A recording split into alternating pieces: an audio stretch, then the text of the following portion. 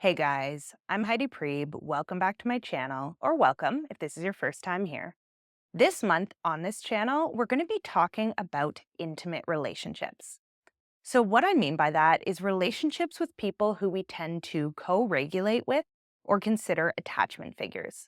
So, that can mean a romantic partner, it can mean a parent or a family member, it can mean a close friend. But in any case, what we're going to be going over is not just how to develop the skills internally to work through your own wounding, which is much of what we focus on in this channel, but also how to develop the tools to create deeper intimacy inside of our relationships, which is in large part about recognizing which tendencies keep us away from it. So, today, what we're going to be starting off with is an exploration of the concept of people pleasing. I generally don't love the term people pleasing. I feel as though it's a little bit of a projection. So often when we're doing things because we want to feel validated or like we are kind people, we call it people pleasing, but it actually works against us when it comes to developing intimacy. Intimacy requires us to be known, and being known by another person means sharing the ways in which we disagree with them or have dissent inside of the relationship. And what we're going to talk about today is how that construct of people pleasing, of believing that to be close to someone, we always have to give them whatever it is that we think they want from us, gets in the way of us developing actual sustainable relationships. So, what we think is bringing us closer to people is actually often driving a wedge between ourselves and them. So, first off, we're going to talk about this concept more generally, and we're going to look at the sequence of events that makes people pleasing lead to a lack of intimacy, as well as how that could happen differently. And then we're going to go over how this tends to uniquely show up in insecurely attached relationships. So, relationships where both people have insecure attachment styles, whether that is avoidant, anxious, fearful avoidant, any combination of those. And then we're going to look at how we can start slowly changing the pattern if that's the type of relationship you find yourself in, so that you're no longer evading intimacy through people pleasing. And instead, you're staying more connected to yourself and consequently more connected in an authentic way to your partner or to your friend, or to your parent, or to whoever it is that you would like to develop more intimacy with. So, we're going to start by going over what this generally looks like. There's often a moment in relationship that causes panic inside of most of us who are insecurely attached, whether that's anxious, avoidant, or fearful avoidant. The moment of panic will show up differently, but it will be there, where we realize that someone we're in close connection with thinks differently than us about something. So we have a moment of internal dissent inside of the relationship. Maybe they share an opinion that we don't agree with. Maybe they say something to us that we think is a projection. So they're saying something about our character or about the way we're acting that we don't agree is true to our experience. Maybe they're saying something about themselves that we don't agree with, or that kind of strikes us as not true about the ways in which we've observed their character. Whatever it is, we arrive at this moment of explicit internal dissent. So we do not agree with something that the other person is saying or explaining to us. And when we arrive at that moment, we have a couple of options. One is the low risk, low reward option, which is to self abandon and fake agreement. So basically, pretending that we believe or think the same thing that they do, even if that's not necessarily true. Now, the reason why this is low risk is pretty obvious. We bypass the risk of conflict, which we might fear will lead to rejection or some sort of emotional upheaval that we're not prepared to deal with. But it's not always as obvious why this is low reward. The reason this is low reward is because the only place that self abandonment and faking agreement can lead us to is pseudo intimacy. Pseudo intimacy is what happens when both people are collaborating on a shared fantasy. Now, both people might be conscious that this is the case, or only one might be conscious that it's the case. So if someone says something to you, you disagree with them, but you don't tell them that. You tell them, I agree, that's totally true, let's go with what you think. Now they are in a fantasy that the two of you think the same thing. The reason it's a fantasy and not reality is because in actuality, you do not think the same thing as them. So you have presented a fantasy version of yourself to them, which they are now in relationship with. And you are in a false relationship as well. Because if you are pretending to agree with something that you actually don't agree with, especially if it's relatively significant, you are not in genuine relationship with the other, because the other is giving you input, whether that's validation or affection or appreciation, based on who you are pretending to be. And real you, the actual you who has those opinions behind that mask, is no longer in relationship with this other. So the best you can have in that situation is pseudo intimacy, this idea that you are connected and that you are on the same page when one or both of you knows that that is not the truth. So you're not connecting authentic self to authentic self. Now let's look at the other option when we're presented with this moment of recognizing dissent inside of ourselves. The other option is high risk, high reward, which is voicing your dissent. This can lead to a multitude of possible outcomes. So letting someone know either I disagree with you, or that doesn't resonate for me, or there's something that I feel angry about related to what you said, whatever it is that is at odds with how you believe the other person wants you to respond, getting overtly brought up can lead to a variety of different responses. One is that the other person can self-abandon. They can actually go into that fawn response or that insincere response, back off what they said, pretend they agree with your perception of things, and then you're back inside of that pseudo-intimacy. Sharing dissent can also lead to that big bad thing we're all afraid of, which is rejection or abandonment. Maybe the other person is not ready to hear that you don't agree with them.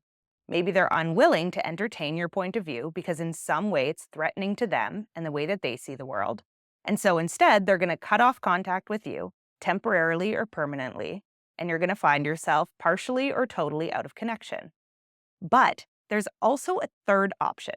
And this is the one that, unfortunately, though most of us never consciously want to go through it, is the only thing that's going to end up building more intimacy in moments where dissent is experienced. And that is experiencing conflict. Now, when I say the word conflict, most people immediately think of yelling and screaming and insulting each other. But in secure relationships, healthy, self-responsible conflict is a humongous factor that goes into building intimacy. And the reason for that is because conflict is the thing that occurs when two people are at odds in the way that they see the world or their relationship or each other, and they are willing to share those things to arrive at a new understanding. Now, is that an optimistic view of the outcome of conflict? Yes, totally. Conflict can go in a lot of different directions. So we're not here to push under the rug the fact that this is a risky option. Again, high risk, high reward. When you engage in conflict, when you're willing to say, I disagree with what you are saying, or I feel a sense of anger or frustration or rejection in relation to what you're saying, anything you share with another person that implies anything other than alignment with their point of view has the potential to lead to conflict and get you into a space where you're trying to work out, ideally through honest means, what you can arrive at in terms of figuring out the truth. Of course, not everyone knows how to fight fair. Not everyone knows how to handle conflict. And especially in instances where we're more threatened by the conflict or what it would mean if we were not right than we are interested in preserving the relationship, that conflict can once again lead to rejection or abandonment. So this is not the no-risk option. But if conflict can be handled well, if both people can be more committed to finding the truth and preserving the relationship than they are to clinging to their own stories about how they see the world, there is the potential to move into this beautiful stage where you're exploring and finding ways to integrate the conflicting points of view that you have. And this is, without a doubt, one of the most beautiful components of secure relationships, is that people are actually able to challenge each other with care and compassion, work through the ego stuff that comes up when they're in disagreement, and as a product of both people having different perspectives on the world, actually arrive at a greater, more expanded view of what they originally thought was the truth. And the very cool thing about going through that stage, where you're both able, ideally, to lay your cards on the table and go, here's what I think and feel in an honest and vulnerable way, and that part matters, and the other person is able to do the same, if you can work through that stage with mutual humility and a commitment to preserving each other's dignity, you can arrive at true intimacy. True intimacy is when you are in a shared reality, rather than a shared fantasy. When you have true intimacy with another person, you are privy to the internal world of what they truly think and what they truly believe, and they are privy to your internal world as well. And this is also an area where something really cool and kind of magical can happen, which is that through both of you sharing your conflicting perspectives, but respecting each other enough to take each other's perspectives seriously and entertain them honestly, you can arrive at a much greater understanding of the world and how it works, as well as yourself and how you work and this other person and how they work, than you ever could have arrived at on your own. Because this is precisely how we grow through relationships, right? It's not about finding someone who yes-mans everything you do, or who you put up on a pedestal and replace all of your worldviews with their worldviews. It's about finding someone whose thinking genuinely challenges yours because you have true respect for them, and because they have true respect for you. So something that's worth noting here is that it's really hard to get to intimacy if you don't have that mutual respect.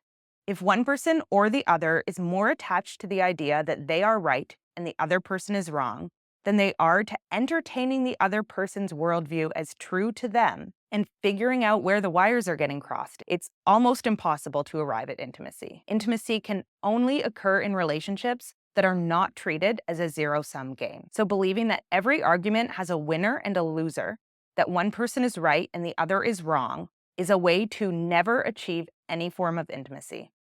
And you might be sitting here thinking, but there's instances where the other person is obviously and blatantly incorrect. They are saying something that I know to be false.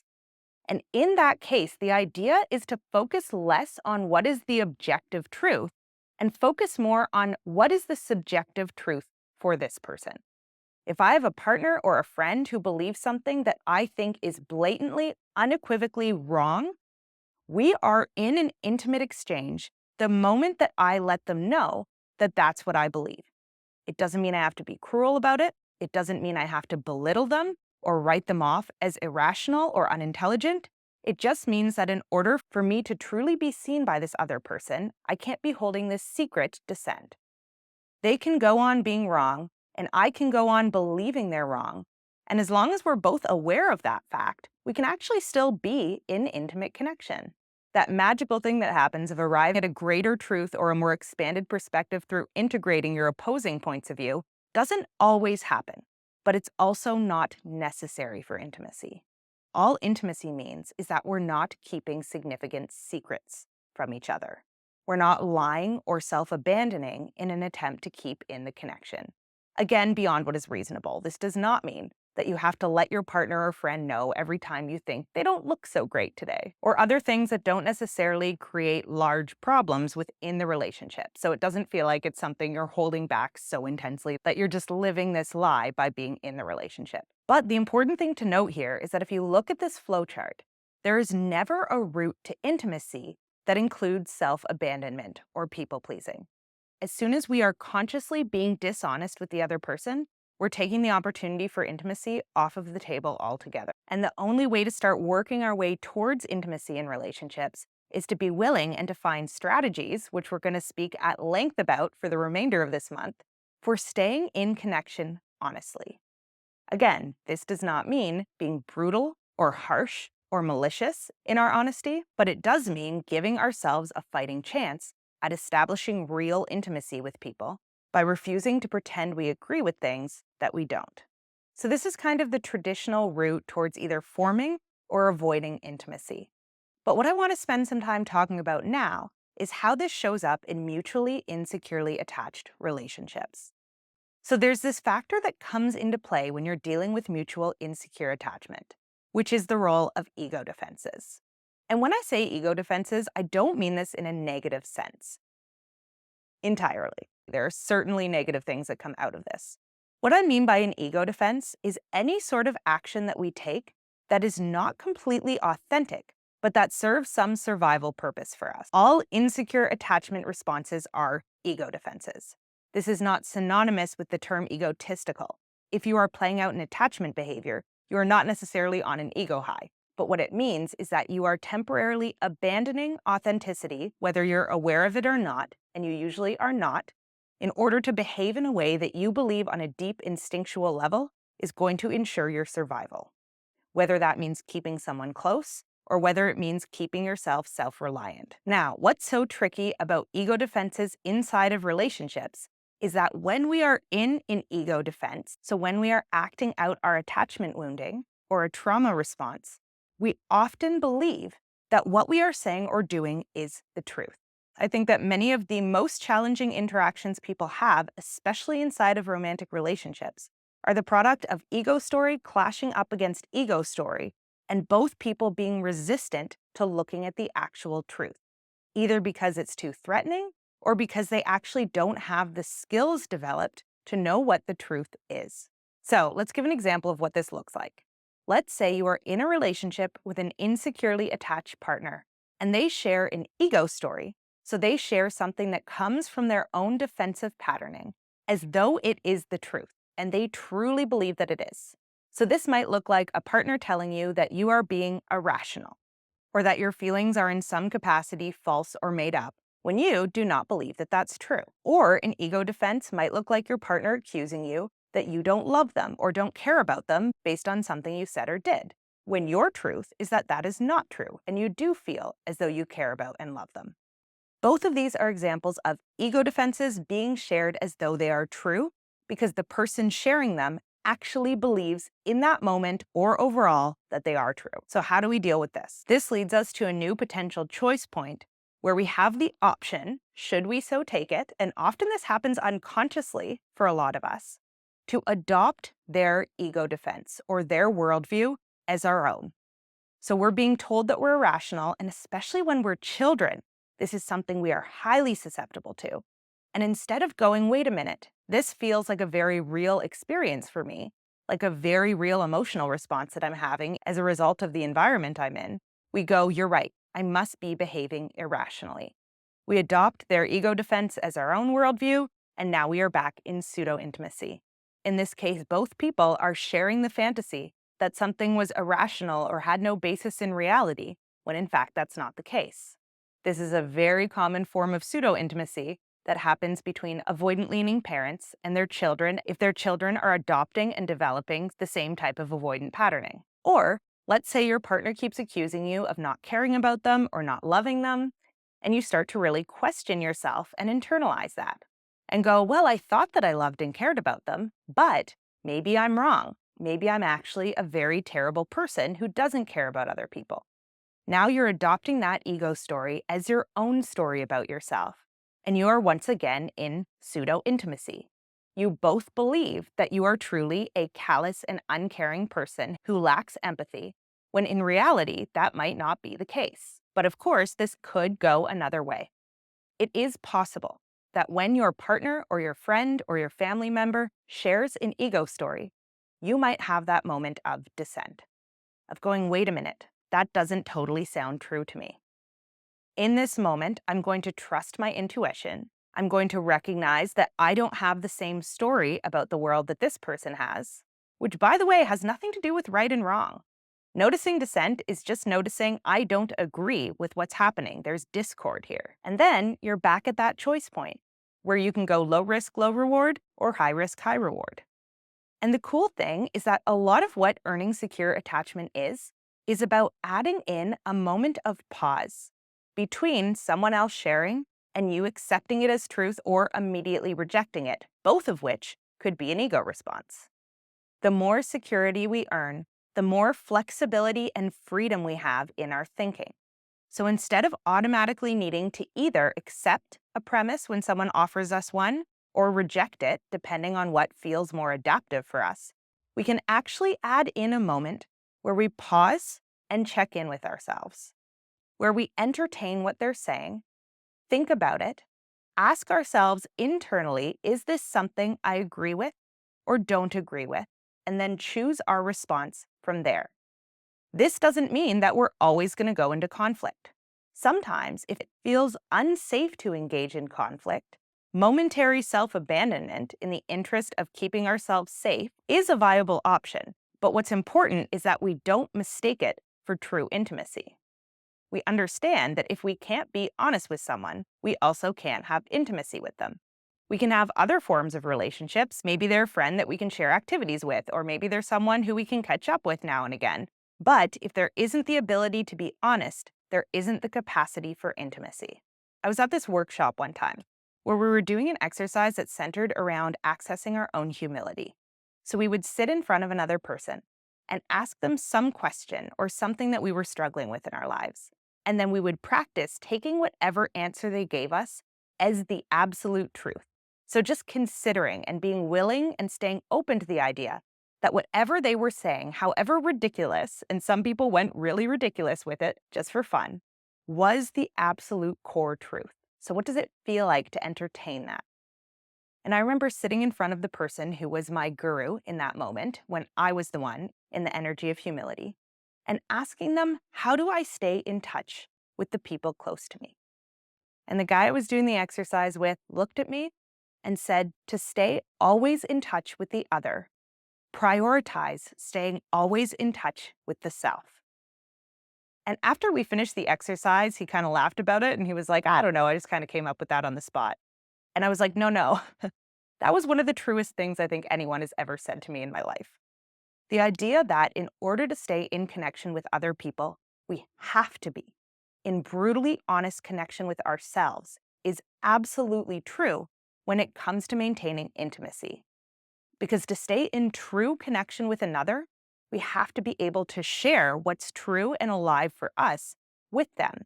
And we cannot do that if we are not in touch with ourselves, our own thoughts, our own feelings, our own beliefs. The only way to stay in that connection is to stay perpetually connected to self. If there's one thing any of us take away from this video, it's that. The idea here is that intimacy cannot exist where self-abandonment is occurring. We have to be willing to share what's true for us, risk rejection, risk abandonment, risk conflict. And I want to note that the healthier the relationship is, the less likelihood there is that sharing dissent is going to lead to abandonment or rejection. So the healthier that your relationships get, the more likely it is that conflict is actually going to be a really generative process that brings you to that magical third space of understanding something with greater nuance and complexity than you previously were able to. But to kickstart that entire process, you have to be really committed to staying connected to yourself, your in-the-moment thoughts, feelings, body states, and being willing to not abandon your connection to any of that. All right, I think that's all I have to say for today on the topic of intimacy, people-pleasing, or self-abandonment, and how authentic connection to ourselves and other people is what actually gets us to those deep forms of connection that have the bones to withstand even the greatest relationship challenges. As always, let me know what you're thinking, feeling, experiencing as you go through this video. I love you guys. I hope you're taking care of yourselves and each other, and I will see you back here again really soon.